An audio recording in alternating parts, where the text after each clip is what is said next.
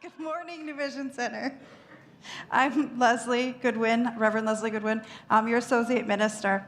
And I don't remember what I thought this talk was going to be about 2 months ago when I wrote on the outline that the title of this talk was My Precious Self. I'm sure I had an amazing idea that absolutely I could not remember at the beginning of this week when I went to write this talk. So I got to feel into it. And what came up for me is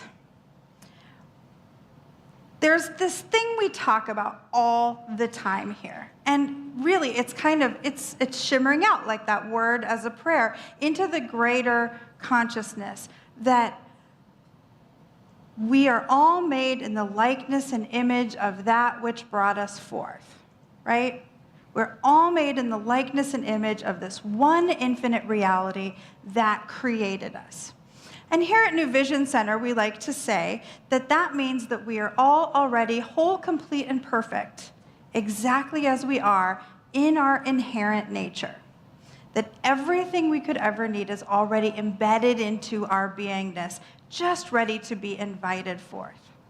And I say this, and not a single person in the whole room right now is going, what? This is new news. This is not new news, right? And yet, how deeply do we believe it? How deeply do we believe it? Because when we understand that to a complete depth of, down like the way Jennifer was singing that song, down below her toes and into the ground and rooted and pulling up from, the very essence of the earth itself and up into ourselves. When we believe it like that, we show up differently. We show up differently on the inside of ourselves and we show up differently on the outside of ourselves. Yes?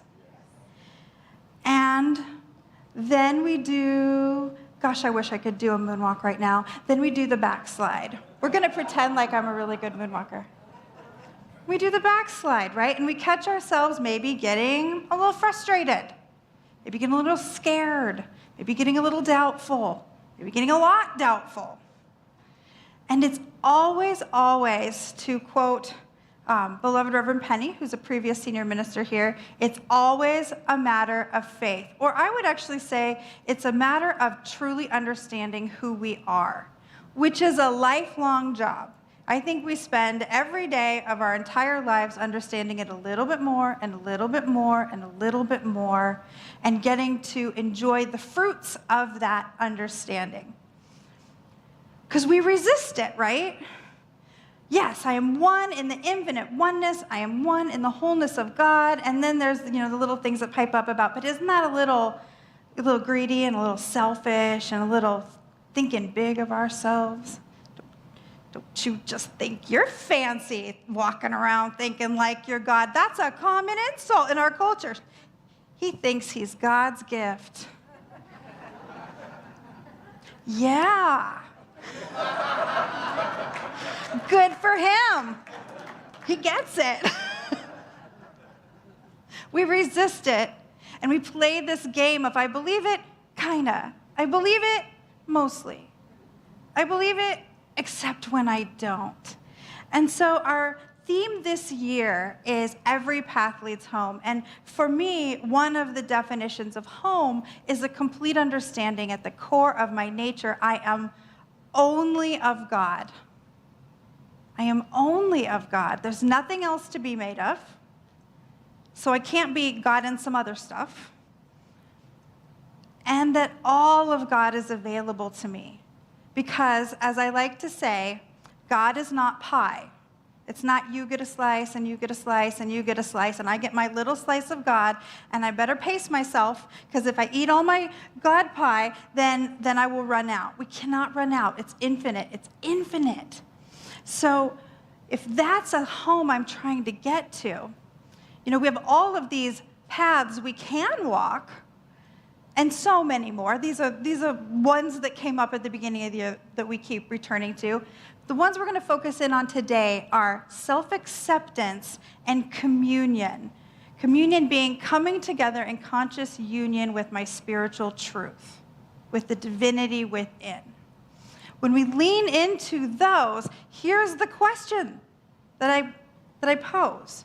How does our life change if we dig all the way in to this idea that I am God in human form?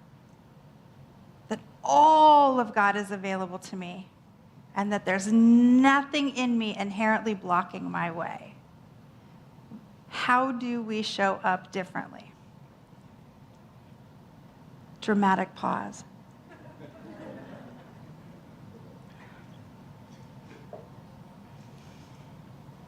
One way that I see it showing up is through an expanded sense of peace.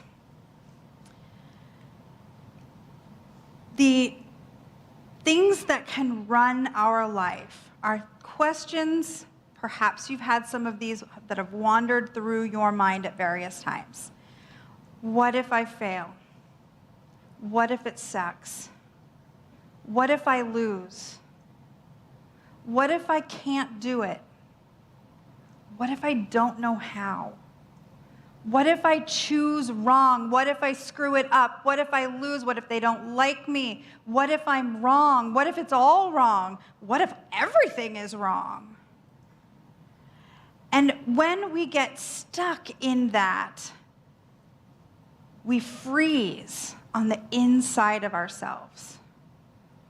It causes us to be limited in what we think we can do and try, but more essentially, in this point, it closes us down on the inside. It steals our peace. When we spend all of our time seeking answers to those questions, we are always seeking out there. What if they don't like it? What if they're really all the same answer, or they're all the same question, right? What if I fail? What if they don't like how I did it? What if I lose? What if they don't like how I did it? What if I can't? What if they don't like how I'm going to do it? What if I'm bad at it? What if they don't like it? It's always about them, they, out there, them. I have a running joke with my best friend, Jen. A wise woman once said to her, "You're worried about what the other people think, Jen? Jennifer, look at the other people."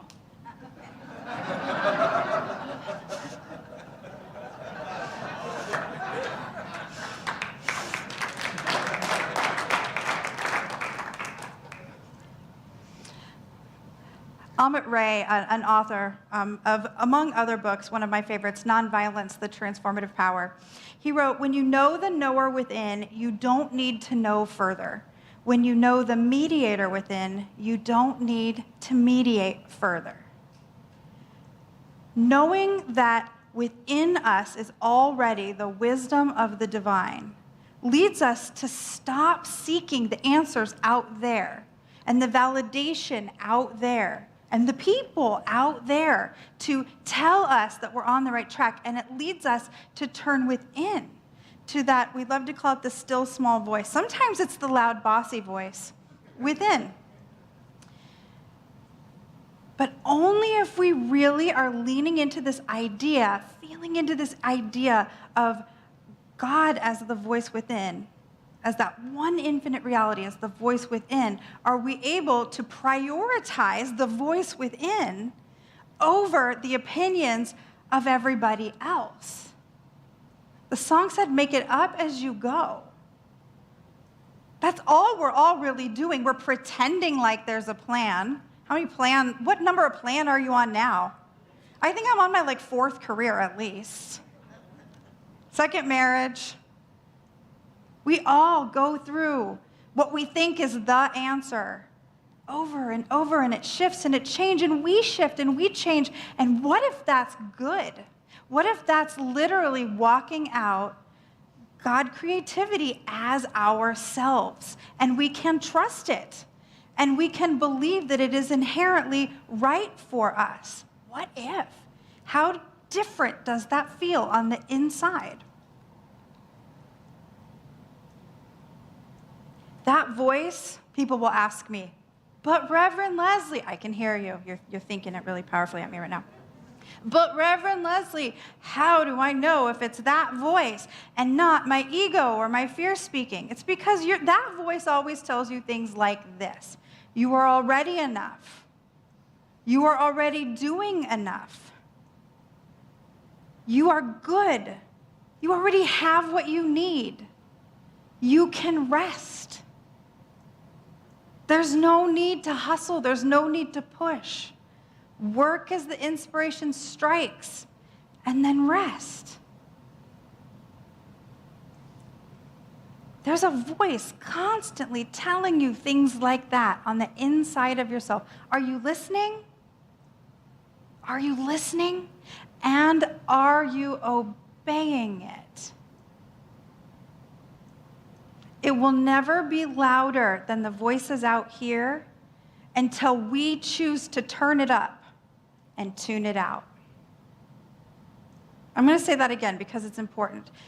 The inner voice will never be louder than the voices out there until we choose to turn it up and tune the rest out.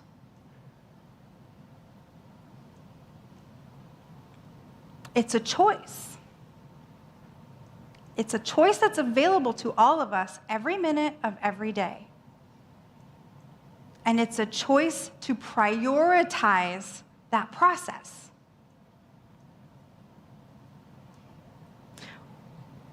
Once we have that expanded sense of peace, which grows over time, but once we've activated it, once we've turned up on the inside, turned down on the outside, a question often arises that is something like this. But Reverend Lezli, if I listen to that voice that tells me I can rest and relax, what if I just never do anything again? What if I become a professional napper? Golden. Write that down.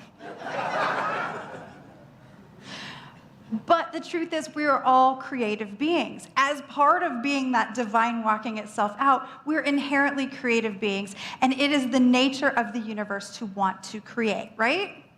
We see it in, oh my gosh, try to stop mint from growing somewhere in your garden you don't want it to grow. It is not a thing that can be done. I pulled a mint plant out 8 years ago in my backyard. There is mint everywhere.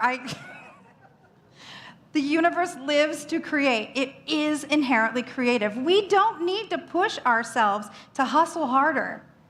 That which is ours to do shows up for us naturally. And when we are well rested and doing our self-care and following that still small voice, we have the energy to follow the creative impetus when it comes.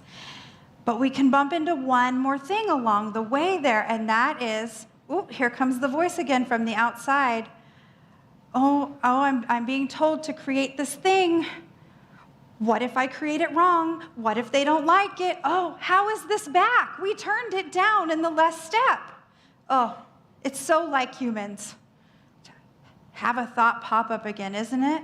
Like the mint in my garden, it just shows up again. What if? Oh no, I'm afraid. The fear is lowercase r real. It exists. We feel it, right? It shows up as doubt, as concern, as not willing to take the next step, as feeling frozen, as feeling stuck. And it often shows up as, I don't know. I don't know what to do. I don't know. We do know. We just aren't comfortable with what we know. We all know. It's like the people that say, I need a sign. You have 57 signs, you just don't like what they say.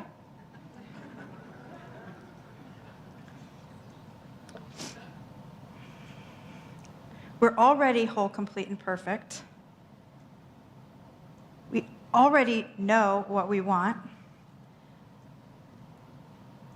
There's one little thing that can sneak in there. Once we get past the fear a little bit, there's one little thing that can sneak in there and get in our way. And it's this idea that I'm whole, complete, and perfect.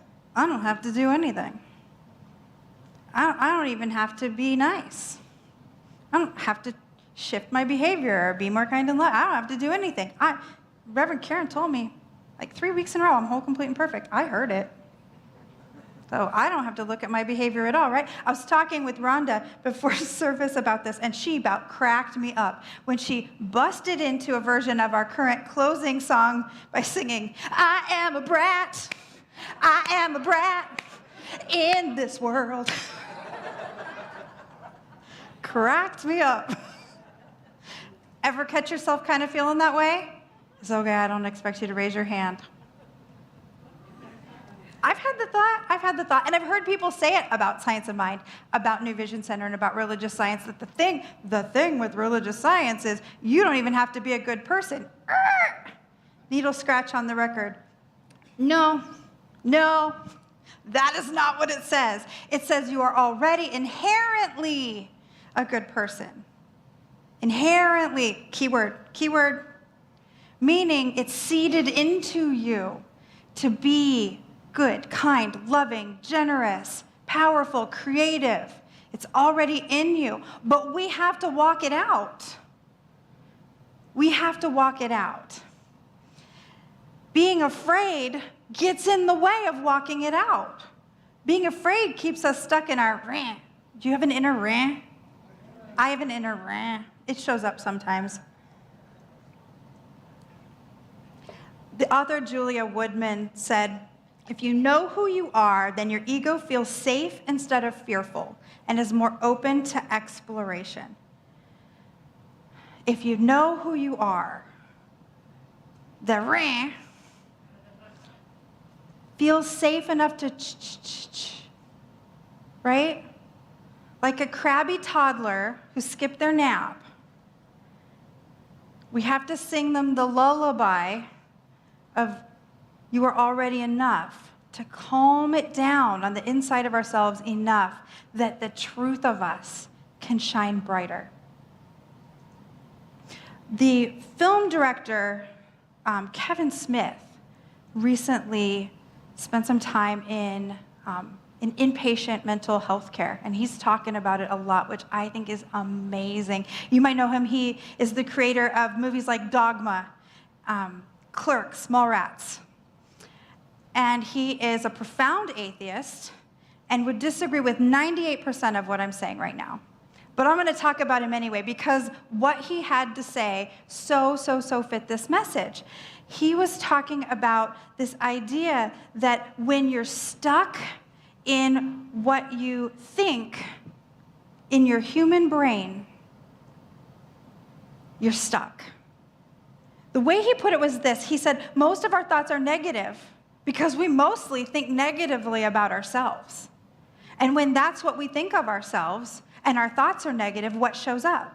Negativity everywhere. Negativity in our lives, negativity in our relationships. And we don't need somebody to be traumatizing us if we are constantly traumatizing ourselves on the inside of ourselves. Right? Anybody ever lived that? Yep. Yeah. So we need to know who we are to be not even willing, able, capable of opening up, to seeing ourselves differently, to walking in the world differently. Knowing the truth of who we are, whether you see it from a completely secular point of view of there's this one infinite reality of the universe that is somehow grows plants and there are birds and we have a planet and it's all happening and I'm in it, so cool. Or all the way to God, Heavenly Father Almighty, the most absolute traditional version and every version of it in between. It doesn't really matter where you land. There's goodness here. We are of it. We have the option to let everything else go and just be that. Oh, that is so delightful. So my own precious self, as I lean into this idea of peace and let myself know the truth of me, know the knower within, and my own precious self, as I lean into the courage of knowing who I am and believing I can let the rest go. Notice all of that happened on the inside, right? How might my precious self walk into relationship or community differently from that perspective? When we are in the place of fear and stress and doubt and questioning and claiming and scraping and hustling and hoarding and keeping what is mine and keeping the wrong people away and trying to force the right people to be here and trying to figure out what right and wrong even mean, I am so distracted from the point of life. If the point of life, which I posit, is to love myself and others absolutely with my whole heart and soul, I'm not doing any of that when I'm stuck in the other things. So I would say that the third and final thing that I'm going to talk about today that we get out of knowing who we really are is an expanded ability to lean into loving kindness. We just show up differently at work, in relationships, in this community, in any community, in the grocery store line, in traffic, with our mother and our siblings, right? Ernest Holmes said it this way: we reach God in others by reaching out from God within the self. Always God in others will respond to the God in us, but never beyond the level of our own inward spiritual awareness. We cannot get what we will not give, and we cannot understand what we don't make space for ourselves to know and truly embody. This is not new news. This is the law of attraction. We all watched The Secret in 1992, right? The energy we put out is the energy that comes back. If we want to be in a world of loving kindness, we have to be loving kindness. If we want to be in a world that is peaceful, we have to be peaceful. If we want to live in a world where it is impossible for somebody to say, put down your gun, but then they go shoot that whole family, if we want to live in a world where that cannot happen, we need to be the person that somebody can come to with anything that hurts our feelings or impacts our complete freedom to do whatever the heck we want to do in any given moment, and respond with compassion and understanding. We have to choose to be people who do that every time, and who notice when we didn't do that every time to work on being better at it the next time. This is how we manifest a world that changes. Telling someone you can't do that never works. Wouldn't it be neat if it did? But it just doesn't. Telling somebody you need to be nicer, you need to be more respectful, you need to be more peaceful, you need to work on your nonviolent communication. We can use all the right words and phrases and books and classes. We can do it all absolutely picture perfect according to the standard of the world. But the only way we actually impact people is by showing up differently. How many of us have had people ask us, after telling us, oh, we're in a cult, or this is really woo-woo, or what is this strange place you go to? After we've been here for a while and we start really changing, they start going, now what are you doing? Now where are you going?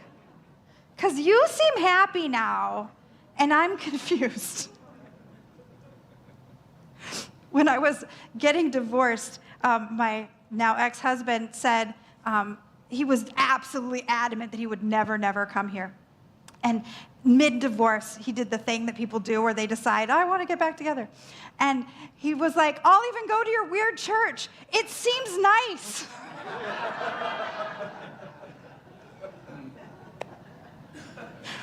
It is nice.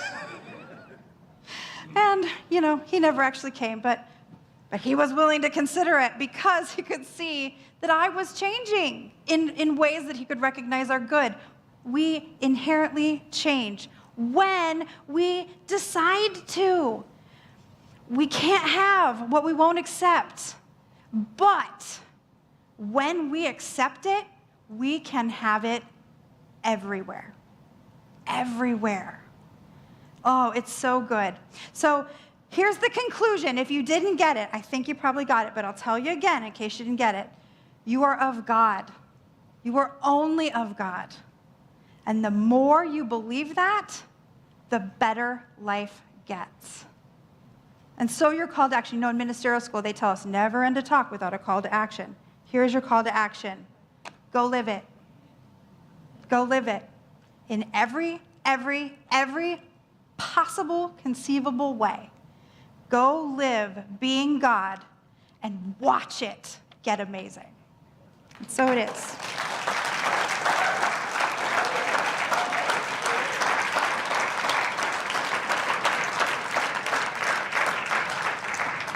Let's anchor that in some prayer. Oh, how good it is just knowing that there is this one power, this one presence. We call it the one infinite reality, the all good, the juicy joy that is life itself. It has created everything and everyone out of its own substance and built that goodness into every single being alive. Oh, it is so good. It is overflowing with wholeness and wisdom, abundance and joy, loving kindness, courage, and the peace that passes all understanding. And what I know for myself is I am that. I am that, and I am only that. The allness of life itself is available to me. And all I need to do is receive it and trust it and be it. That's it. It's already mine. Grace has already been given. And it's true of everyone within the sound of my voice. Each and every one of us is whole, complete, and perfect in our essence. Everything we think we need is already built into us. It is so good to know it. And so I speak my word for each beloved here, online, within the sound of my voice, in this moment and in perpetuity, that the goodness of the divine is with us now, that abundance is pouring down in our lives in every possible way, that wholeness is revealing itself as truer health, more complete vibrancy, goodness in every aspect of our being, that every cell knows exactly what it's supposed to do and is doing it brilliantly and beautifully every moment. I know love is the truth of our being, and love is showing up in our lives. Joy, effervescent joy, that every quality of the divine is expressing as us right here, right now. I'm so grateful for this truth. I'm so grateful for the changes it brings in our world. I am so grateful for the good. And so I release this word into the action of universal law, and I call it good, good, and very, very good. We let spirit do the job, we let it do the work, and let it go as we say together, and so it is.